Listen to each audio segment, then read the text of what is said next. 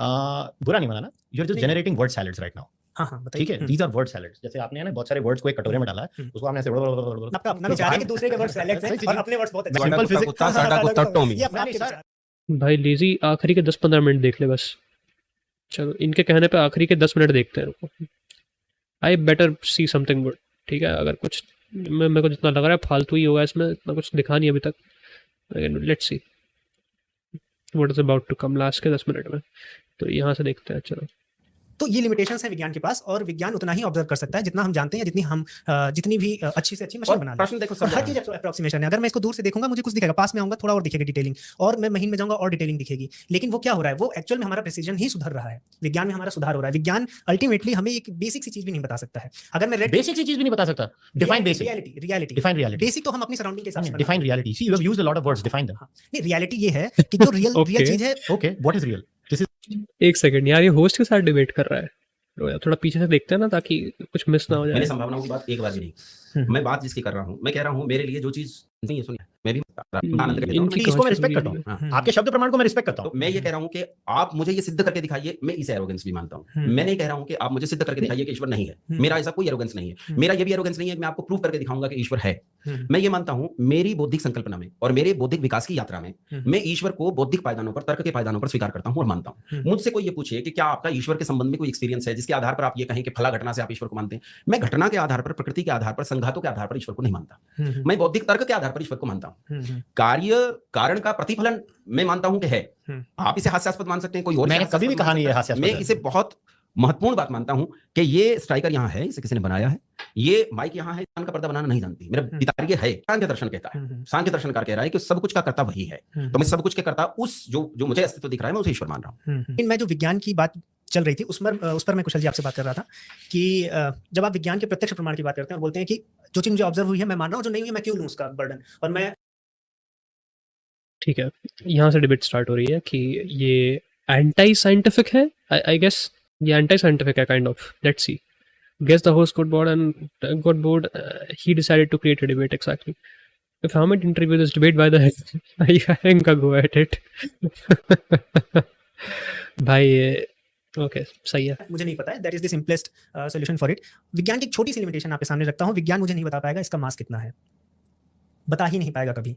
I challenge any scientist जो मुझे इसका मास बता दे। लिमिटेशन है, मशीन की लिमिटेशन है। आप करिए कितनी भी रिफाइंड मशीन बना लीजिए, विज्ञान बता ही नहीं सकता है मुझे इसका मास कितना है। तो ये लिमिटेशंस है विज्ञान के पास, और विज्ञान उतना ही ऑब्जर्व कर सकता है। ये कह रहे हैं कि विज्ञान का एक नुकसान है ये कि वो कभी भी इनके हाथ में जो स्ट्राइकर है उसका मास नहीं बता सकते। और उसका रीज़न क्या है मैं बता देता हूँ आपको। मास एग्जैक्टली पता लगाना इसलिए इम्पॉसिबल है क्योंकि जो मशीन है आपके पास में उनकी प्रिसीजन बहुत ही वैसी रहती है कि यू नो अगर उसमें 20 किलो लिखा है तो वो एग्जैक्टली 20 किलो नहीं है, वो शायद से 19 किलो 800 ग्राम है, या तो वो 19 किलो 19,99999 ग्राम्स है, ऐसे यू नो 0.999 ग्राम्स ऐसा कुछ है। आगे जाके मिलीग्राम्स में भी 99 है ऐसा। तो एग्जैक्टली वो आ रहा है, कैसे आ रहा है 20 किलो है नहीं पता लगेगा आपको कभी भी। तो ये लिमिटेशन है। तो so how is he, what the fuck is he trying, let me see. ठीक है, क्योंकि जहाँ तक मुझे पता है ये जब भी कोई इंसान ऐसी बातें करता है ना वो आगे जाके बहुत ही दीपक कलाल जैसा बन जाता है। देखते हैं क्या बोल रहा है। जितना हम जानते हैं, जितनी भी अच्छी से अच्छी मशीन बना प्रश्न देखो और हर चीज अप्रोक्सीमेशन है। अगर मैं इसको दूर से देखूंगा मुझे कुछ दिखेगा, पास में आऊंगा थोड़ा और दिखेगा डिटेलिंग, और मैं महीन में जाऊंगा और डिटेलिंग दिखेगी। लेकिन वो क्या हो रहा है, वो एक्चुअल में हमारा प्रिसीजन ही सुधर रहा है, विज्ञान में हमारा सुधार हो रहा है। विज्ञान अल्टीमेटली हमें एक बेसिक सी चीज भी नहीं बता सकता है। अगर मैं बेसिक सी चीज भी नहीं बता सकता। Define basic, reality define reality. Basic तो हम विज्ञान हमें एक बेसिक सी चीज भी नहीं बता सकता है। Kushal got pissed off. The problem here is कि अगर मैं ये बात बोलूँ ना कि तुम तो ये भी नहीं बता सकते और फिर मैं खुद भी ना बता पाऊँ वो, भाई अगर मैं कुछ ऐसी तुम्हें किसी चीज़ का ताना दे रहा हूँ कि अबे क्या भाई तू इतना बना फिरता है वैंचो, ये बता चल कि मैंने कौन से रंग के कपड़े पहने हैं, और मैं खुद ही अंधा हूँ, मुझे खुद ही नहीं पता मैंने कौन से रंग के कपड़े पहने हैं, तो मैं तुमसे क्या बोलूँगा भाई फिर मैं how the fuck can I even complain. तो अगर ये इंसान बोल रहा है कि स्ट्राइकर का मास नहीं बता सकती साइंस हमें, तो भाई तुम भी नहीं बता सकते हो, एग्जैक्ट मास तुम भी नहीं बता सकते हो। अपनी सराउंडिंग के हिसाब से define reality. See you have used a lot of words, define them. नहीं, रियलिटी ये है कि जो रियल चीज है। Okay, what is real? This is like saying what real का सेंस इससे बनता है कि जब मैं इसको देखता हूँ और इसका मैं जब वे करता हूँ, मान लीजिए तो जैसे मान लीजिए कि जो मेरे पास जो मशीन है उसने जो भी वे किया है, जो भी मुझे बताया, वो रियल नहीं है। नहीं वो रियल नहीं है, वो उस मशीन अच्छा, तो क्या रियल है? और आप प्रिसाइज चाहिए, वो रियल है। Okay, define what is more precise. जो उसको और प्रिसाइजली जो जो भी Again, हमारी यूनिट्स में है। हाँ, हाँ, हाँ। क्या है, see what you're doing right now is बुरा नहीं माना ना, you're just नहीं। generating word salads right now. हाँ, हाँ, बताइए। ठीक है, these are word salads. जैसे आपने है ना बहुत सारे वर्ड्स को एक कटोरे में डाला है, हम्म। उसको आपने ऐसे करके नहीं, हिलाया है नहीं, नहीं। और आप उसको एक वर्ड ये बुरा नहीं आपका मनाना। नहीं, ये आपका अपना तो विचार है I'm- कि दूसरे के वर्ड्स सेलेक्ट हैं सही चीज़ और है। अपने वर्ड्स बहुत अच्छे मैं तो हैं। आपको ये बोल रहा हूँ आपके अपने सिंपल विचार है, आप है ना अरे बाप रे okay okay finally there is a debate but वो भी दोनों डिबेटर्स के बीच में नहीं है होस्ट के और डिबेटर के बीच में है और वो कहता है कि अरे यार आपको ऐसा लगता है अरे बाप रे गुड लाइन कोई एक word ये बुरा नहीं आपका मनाना। नहीं, ये आपका अपना तो विचार है कि I'm- दूसरे के वर्ड्स सेलेक्ट हैं सही चीज़ और है। अपने वर्ड्स बहुत अच्छे मैं हैं। तो ये आपको बोल रहा हूँ आपके अपने सिंपल है, विचार आप है ना तो सिंपल कुत्ता फिजिक्स कुत्ता साडा कुत्ता टॉमी। ये अपना नहीं, आपके सर। विचार। भाई ओके गुड ये लाइन पहले भी यूज हुई थी ये पहले कुशल मेहरा ने यूज की थी कि ताड़ा कुत्ता कुत्ता साडा कुत्ता नहीं ताड़ा कुत्ता टॉमी साडा कुत्ता कुत्ता ਮੇਰੇ ਕੁੱਤੇ ਦੇ ਵਿੱਚ ਨਾ ਤੁਸੀਂ ਮੈਜ਼ਰ ਕਰ ਸਕਦੇ ਹੋ ਤੇ ਤੁਹਾਡੀ ਜੋ ਜ਼ਿੰਦਗੀ ਹੈ ਨਾ ਮੇਰੇ ਕੁੱਤੇ ਦੇ ਬੇਸਿਸ ਤੇ ਹੈ ये आप ही का ਤੁਹਾਡੇ तर्क- ਬੇਸਿਸ ਤੇ ਨਾ ਕੁਝ ਨਹੀਂ ਹੋਣਾ ये आपका तर्क था अभी रेड ये आप ही का तर्क था। तो मैंने एंड कुशल यहाँ पे कह रहे हैं कि देखो जिनको पंजाबी समझ नहीं आती है उन्होंने बोला कि भाई तुम्हारे कुत्ते के बेसिस पे बैठे रहते तो तुम तो हो गया था कल्याण हमारा यहाँ पे जो सच्चाई है उसको सिर्फ हमारा ही कुत्ता यानी कि साइंस ही बता रहा है कि क्या है तुम अगर तुम्हारे भरोसे बैठे रहते तो जो तुमने 19.19 तुम बता रहे हो तुम ये भी नहीं बता पाते तुम यही बोलते कि 20 किलोग्राम है या फिर कितने किलोग्राम है ये भी नहीं पता होता शायद से मेरे तर्क को आपके तर्क को उसका जवाब दिया देखो मेरा जो कुत्ता है ना वो कुछ प्रिंसिपल्स पे बेस्ड है और वो जो मेरे कुत्ते के जो प्रिंसिपल्स है ना उस पे हवाई जहाज उड़ते हैं ठीक है मेरे कुत्ते के प्रिंसिपल्स के ऊपर गाड़ियां चलती हैं देखिए, हवाई जहाज उड़ना, गाड़ी चलना is please not- please please हाँ, अब मतलब आपका कुत्ता टॉमी हो चुका है हाँ नहीं टॉमी अभी नहीं तक है, आप कह रहे थे मेरा तो कुत्ते मोती दोनों है same हैं, मेरा तो मोती है नहीं नहीं, आपका हवाई जहाज उड़ना, गाड़ी चलना is not the ultimate truth. ठीक है, नो अच्छा वो वो उड़ नहीं रहा टेक्नोलॉजी नहीं, वो Are you technology saying the plane is not flying? हम नहीं, समस्या क्या है नहीं समस्या क्या रुकिए रुकिए एक मिनट आप एक मिनट आपने- आप लोग दो हो मैं अरे अकेला बाप अरे मैं दो नहीं हूं, मैं नहीं it's okay you are entitled to your आप लोग दो मैं अकेला हूँ भाई आज तक चैनल बन गया भाई बहुत ही बढ़िया ऐसी पूरी डिबेट होती तो मजा आता देखने में पता है ये पूरी डिबेट ऐसी होनी चाहिए थी biases and I will fight for your right to have a wrong नहीं, मेरी opinion. अपनी कुछ बायसेस हैं डेफिनेटली No, है, no, no, बट I आप ये will बोलो कि मैंने इनको बुला के अपने साथ दो किया जिससे मैं एक नास्तिक say that is very No, wrong notion of you. boss, I don't even care. It's like we're not related, and I don't even care if my wife would say that to me. So मेरे I don't care about मेरे this. बहुत से प्रश्न इनसे भी रहे हैं, ऐसा नहीं है। नहीं नहीं see it's quite obvious it's okay हाँ, it's okay I don't even care about it हाँ, हाँ, and I have a time limitation so I'm हाँ, going to definitely, yeah, so let's get it clear hmm, you are using words like reality hmm. I asked you what is reality what is real The- then what is real ये तो बहुत मतलब basic, अच्छा, अगर मतलब आप चीज़ वही तो प्रॉब्लम है ना हाँ। मैं उसको बयान नहीं कर सकता it is not this it is not that it is not that if it is not this if it is not that तो बोल दो ना I don't know ठीक है, अब मुझे आप भाई ये तो गलत बात है यार ये तो कुशल ने अच्छा नहीं किया रीजन क्या है ना देख कुशल अच्छी बात नहीं है भाई ये तुम भाई उनसे पूछ रहे हो कि what is real and problem ये है कि तुम भी नहीं बता सकते हो कि what is real how will you fucking से तुम डिफाइन कैसे करोगे रियलिटी को how the hell are you going to define reality तुमने इतना डीप एपिस्टेमोलॉजिकल फिलोसॉफिकल क्वेश्चन तुमने पूछ लिया इतना भयंकर सवाल जिस पे भाई लोग गंजे हो जाते हैं विमो की तरह सोचते हो उसके बारे में तुम उस सवाल को पूछ रहे हो अभी एक भाई अभी छोटी उम्र का लड़का है वो भी आई थिंक 3-4 साल ही बड़ा है मुझसे भी है तो कैसे भाई तुम एक्सपेक्ट कर रहे हो कि ये तुम्हें बताएगा कि व्हाट इज रियलिटी ये क्वेश्चन जो भाई सदियों से फिलोसोफर्स की गांड में टका हुआ है ये क्वेश्चन तुम बोल रहे हो ये बताएगा तुम्हें आंसर इसका that is not how things भाई ऐसे तो नहीं करना चाहिए था पर बताइए, जब रदरफोर्ड ने एटम को किया होगा तो क्या वो रियलिटी एटम की जान गए थे? he never said he मैं बता रहा हूं ना कि reality तक तो नहीं Rutherford की पहुंचे। epistemic humility देखो उसने बोला this is what I have found out till now हाँ, हाँ। साइंस कभी भी नहीं बोलता this is the ultimate answer science बोलता है as per the current information cheese. given this is what I वही- मगर सर तो साइंस हम्बल हुआ ना वही चीज कह रहा हूँ कि जब हम हमें आपको नहीं कह रहे हैं आप ये कह रहे हो कि साइंस ने अभी तक जो होता है क्योंकि वो अपडेट हो गया तो मेथड रॉन्ग है वो मेथड राइट है क्योंकि वो अपडेट होता है अपडेट होता है डेफिनेटली, बट रियलिटी तक तो नहीं तो पहुंचा। आप एक मेरे को एक बात बताओ आपका मोबाइल में जब सॉफ्टवेयर अपडेट होता है तो वो रॉन्ग है कि राइट है वो नहीं एक मिनट आपका जब सॉफ्टवेयर अपडेट होता है मैं ये पूछ वो बग्स को फिक्स करता है हाँ, ना हाँ, हाँ, राइट हाँ, हाँ। what is the whole fixed method of software update the idea behind a software update is over usage through customer feedback through multiple sources हमें पता चलता है x has happened y has happened crashes हुए हैं system crashes हुए हैं तो हम क्या करते हैं हमें रिपोर्ट्स मिलती हैं bugs की और हम उसको अपडेट करते हैं ठीक है ताकि आप जो नेक्स्ट वर्जन आए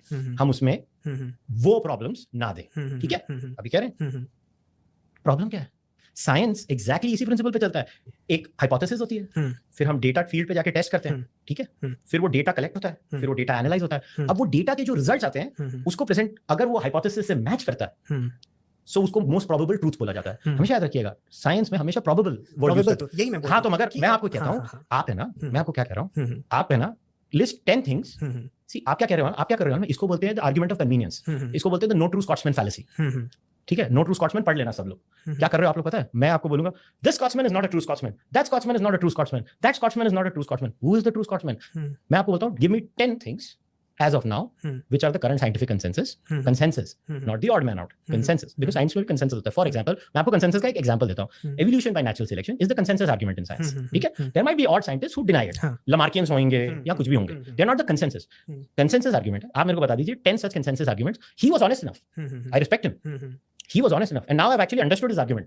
His argument is, I choose to live my life assuming there is a God. And I respect him. नहीं मैं तो गॉड पे मेरा नहीं, I'm just paying my respect to his argument. I'm saying that's a fair way, and I actually agree with him. That's a fair way of living your life. I got no problem with that. मैं 100% उनके साथ हूँ. मैं team Yogesh ji हूँ. मैं team Yogesh ji हूँ उस subject में. If he chooses to live his life because he was so intellectually honest that उन्होंने कहा मैं तो शब्द प्रमाण पे जा रहा हूँ. That man I can respect. Your यार ये क्या चल रहा है भाई, क्या चल रहा है ये तो अलग ही बात हो गई ना. मतलब योगेश भाई जो है वो लेक्चर्स देते हैं 20-20 मिनट के कि क्यों ईश्वर है या नहीं, और मतलब 2-2 घंटे 3-3 घंटे के भी मैंने इनके लेक्चर्स देखे हैं इस चीज़ पे. और फिर तुम भाई ऐसा आके बोल देते हो कि अरे ईश्वर है या नहीं मुझे नहीं पता, मैं तो बस मान के चलता हूँ कि ईश्वर है क्योंकि तुम्हें डिबेट नहीं करनी है. यार क्या भाई ये तो argument I'm not खराब बात है. Definitely So his argument I'm 100% with him. कुशल जी, एक चीज यहाँ जो आपने उत्पन्न कर दी है वो मैं कहना चाहता हूँ, विज्ञान आपका है और मेरा नहीं है. ये मैंने कहा सर, मैं कह रहा हूँ कहा, एक मिनट, मैंने कहा मेरे को एक बार बता दीजिए कि मैंने कहा विज्ञान आपका नहीं है. एक मिनट, मैं ये कह मैं तो कह रहा हूँ विज्ञान यूनिवर्सल है. कि ये जो ईश्वर है, जब हम विज्ञान की बात कर रहे हैं, ईश्वर की बात कर रहे हैं, तो दो चीजें साफ साफ आती हैं. ईश्वर पुरुष है और ये प्रकृति है. संसार जब साइंस बात करता है तो प्रकृति के बारे में बात करता है, पुरुष के बारे में बात ही नहीं करता. पुरुष की चर्चा ही वहां नहीं है. तो यहाँ इस साइंस के द्वारा पुरुष को सिद्ध करना ये संभव नहीं है, पहली चीज. दूसरी चीज ये है कि जो आपका साइंस है, जैसे आप कह रहे हैं भाई यहाँ तक इतना प्रूव हो चुका है, इतना सही है, अब आगे क्या होगा वो और जानेंगे, ऐसा हम लोग भी मानते हैं. ये हम भी मानते हैं जब हम कहते हैं कि ईश्वर ने पहले रित की रचना की. रित की मतलब साइंस के जो नियम है उन्हें रित कहा. इसी रित को आपकी अंग्रेजी भाषा ने बदल के RIGST राइट किया. इसी रित से शब्द ये जो भाषा विज्ञानी लोग हैं बताते हैं रित से राइट की उत्पत्ति हुई है. तो रितंच सत्यं चा विधातपसोध्य जायत, वो कहता है पहले रित यानी नियमों की उत्पत्ति हुई, और नियमों के बाद सत्य यानी प्रकृति, उसके अनुरूप व्यवहार की उत्पत्ति हुई. गुरुत्वाकर्षण की उत्पत्ति तब हुई जब पहले गुरुत्वाकर्षण का नियम बना. अब उसके अनुरूप व्यवहार कैसे, यानी कण कैसे बनेंगे, वो कण कैसे गति करेंगे, उन कणों में दोलन कंपन कैसे होंगे, कैसे गुरुत्वाकर्षण की उत्पत्ति होगी, उनका भार कितना होगा, वो भार एक दूसरे. अच्छा, ये चीज़ वैसे गलत है, मतलब पॉसिबल नहीं है ये चीज़, क्योंकि एक और ऐसा एक लॉ आता है उसको बोलते हैं कॉज एंड इफेक्ट का लॉ. और अगर कॉज एंड इफेक्ट का लॉ भी बना है तो यहाँ पे कॉन्ट्रडिक्शन आ जाती है कि कॉज एंड इफेक्ट का लॉ बन नहीं सकता, क्योंकि तुम एज्यूम करके चल रहे हो कॉज एंड इफेक्ट के लॉ को बनने से पहले भी. मतलब तुम कोई जैसे एक लॉ है, एक जैसे बता रहे हैं कि सब लॉ बनाए गए थे पहले, तो ये लॉ है कि एक कर्ता होगा और वो एक कर्ता है, एक कारण है, या सॉरी एक कर्ता है और एक वो है कर्म था या क्या शब्द था वो, कार्य, कर्ता और कार्य है. एक कर्ता होगा वो एक कार्य करेगा. एक चेयर बनाने वाला कारपेंटर होगा, वो चेयर बनाएगा. कर्ता है चेयर बनाने वाला आदमी, और उसका जो कार्य है वो है चेयर. तो ईश्वर यहाँ पे जो है वो करता है, और जो कार्य है ईश्वर का वो है लॉज ऑफ नेचर. ठीक है, कारक, हाँ भाई जो भी है कर्ता और कार्य. तो अब यहाँ पे प्रॉब्लम ये आ जाएगी कि ये जो एक सिद्धांत है कर्ता और कारक का, ये भी एक सिद्धांत है जो कि अगर ईश्वर ने बनाया है तो वो सिद्धांत बनाने के लिए भी उसको इस सिद्धांत को पहले ही फॉलो करना पड़ेगा. तो ये एक प्रॉब्लम आ जाती है.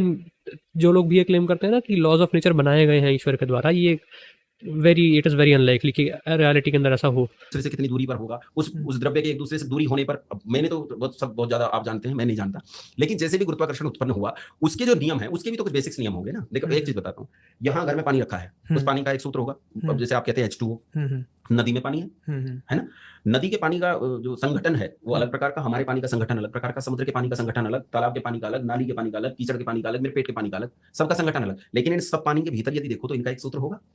ऐसे ही सारी सृष्टि के जब सूत्र ढूंढते जाओ तो ये सूत्र सारे के सारे सूत्र अंत में जाके किसी एक सूत्र में समाहित होते हैं. भाई गणित के सूत्र भी कहीं ना कहीं संक्षेप होते जाते हैं कि यहाँ समाहित हो गए. हम जैसे बात करते हैं ट्रिग्नोमेट्री की, ज्योमेट्री की, हमने अलग अलग गणित बनाए. ये ट्रिग्नोमेट्री है, ये ज्योमेट्री है, कैलकुलस है, ये स्टैटिक्स है, ये डायनेमिक्स है, हमने अलग अलग गणित बनाए और उन गणित के आधार पर हम कह रहे हैं तो उनका एक सूत्र मानते हैं. इसी तरह सारे संसार के सूत्र का जो सूत्र है आप तो शब्द कहता है उसे ईश्वर कहते हैं.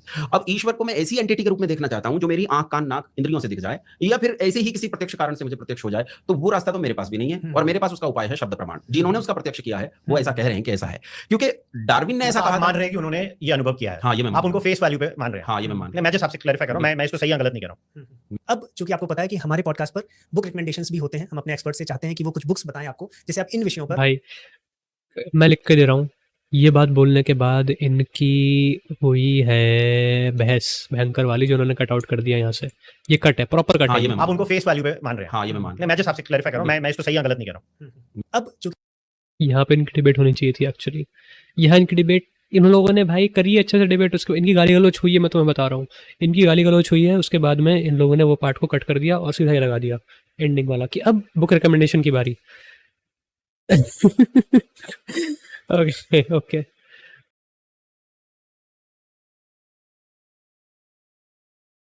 Okay, let's watch from evidence of evolution. क्या पता एविडेंस ऑफ एवोल्यूशन पे बात हो जाए पहला इनकी। कि प्रद्युम्न, उस पर हम लाखों संतान रखने और हजारों स्त्रियां रखने का आरोप लगाते हैं।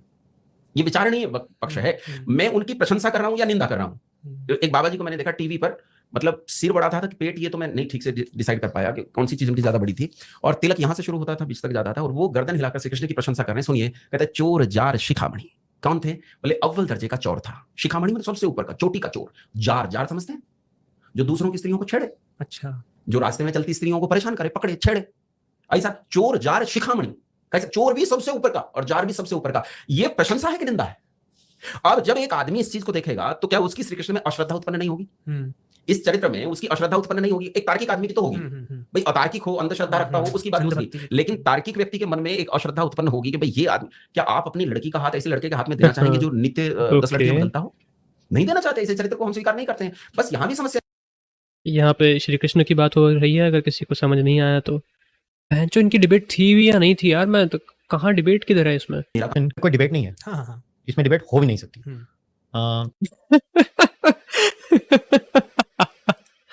ओ भाई, टाइमिंग तो सही है यार, timing is very fucking good. Point number 1, evolution का पूरा एविडेंस है, लास्ट 100 साल में भी आ चुका है। 2 एग्जांपल दूंगा।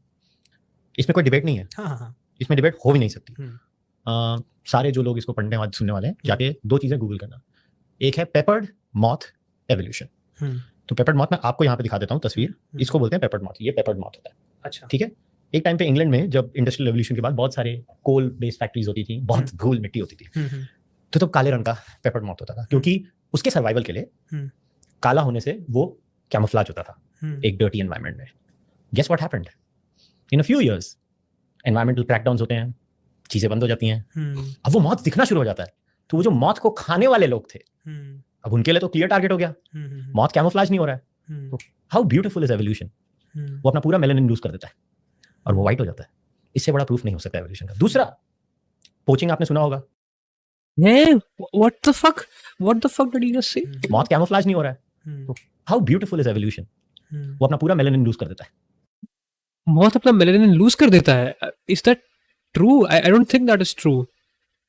ये गलत एवोल्यूशन पढ़ा रहा है, राइट? कोई बैठा है कमेंट्स के अंदर एवोल्यूशन का महाज्ञानी, तो मुझे बताए ये तो है ही गलत। एवोल्यूशन का तरीका ही गलत है ये। बाप रे बाप, ये क्या बता रहा है भाई? मेलानिन लूज थोड़ी करता है मॉथ। बेसिकली जो ऐसा था, जहां तक मुझे याद है कि 2 टाइप के मॉथ्स थे उस एरिया में। बहुत कम संख्या में थे जो जिनके अंदर मेलानिन नहीं था, और बहुत ज़्यादा संख्या में थे जिनके अंदर मेलानिन था, यानी कि काले वाले मॉथ्स ज़्यादा संख्या में थे क्योंकि वो कैमोफ्लेज वगैरह हो जाते थे सन से। और थोड़े से मॉथ्स थे जिनके अंदर मेलानिन कम था, जो सफ़ेद काइंड ऑफ थे, तो इसलिए वो दिख जाते थे प्रेस को, इसलिए उनकी संख्या कम थी। लेकिन अचानक से क्योंकि वहाँ पे सफ़ेद रंग के धुएं का वो बढ़ गया था आई गेस, और डिफॉरेस्टेशन हो गई थी रात में, और सफ़ेद रंग के धुएं का कुछ तो बढ़ा था, जिस वजह से कि सफ़ेद वाले मॉथ्स को एडवांटेज मिला, जिस वजह से वो सर्वाइव कर गए। तो सर्वाइवल ऑफ फिटेस्ट हुआ था वहाँ पे, नेचुरल सिलेक्शन हुई थी, ना कि उन जो ऑलरेडी काले थे उनका मेलानिन लूज थोड़ी हुआ था। That is totally false. ओफ भाई, ये थोड़ी भाई तो कुछ भी बता दिया। और वो व्हाइट हो जाता है। इससे बड़ा प्रूफ नहीं हो सकता एवोल्यूशन का। दूसरा, पोचिंग आपने सुना होगा। एलिफेंट पोचिंग होती है, अफ्रीका में बहुत होती है, क्योंकि उसके टस्क जो उसके होते हैं बहुत बड़े होते हैं। अभी गूगल करना कैसे अफ्रीकन एलिफेंट की अभी टस्क छोटी होती जा रही है, छोटी होती जा रही है, छोटी होती जा रही है, छोटी होती जा रही है। देखिए एवोल्यूशन है ना, आपके ह्यूमन टाइम फ्रेम में नहीं होती, कभी कभी हो जाती है। एवोल्यूशन के लिए even a 10,000 year period is less than eye blink of an I.